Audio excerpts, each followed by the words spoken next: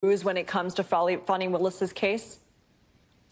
I don't think so, and I don't want to be a wet blanket because I do look forward to reading the unredacted report of the special grand jury, but I have a feeling most of what we see in there we have already seen in District Attorney Fani Willis's speaking indictment. There may be a couple of surprises, as Ken mentions, maybe some names of people that we didn't see show up in the indictment, but I think it's going to be largely duplicative of what we already learned from the indictment. Glenn, another top lawmaker, Congressman Adam Schiff, is making the case that the 14th Amendment should disqualify Trump from holding office. Let's listen to what he told my colleague Jen Psaki.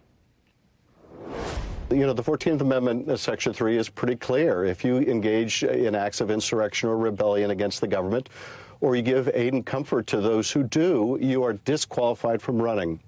It doesn't require that you be convicted of insurrection. It just requires that you have engaged in these acts. It's a disqualification from holding office again, and it fits Donald Trump to a T.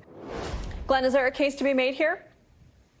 There certainly is, and these are cases that are going to end up in court. You know, legal scholars left and right are lining up behind the position, the interpretation of the Constitution, that Donald Trump is already disqualified by operation of Section 3 of the 14th Amendment, just as he would be disqualified if he was only 34 years old or not a natural-born citizen. And, you know, the authors of a really detailed, excellent law review article say that all that is left to do is for the people who are in a position to either put somebody's name on a presidential ballot or decline to put somebody's name on a presidential ballot. All they are left to do is follow the Constitution and decline to put Donald Trump's name on the ballot. Lindsay, that will undoubtedly inspire litigation. I think whether the name goes on the ballot or doesn't, it's going to inspire litigation. And then these challenges are going to be resolved in the courts.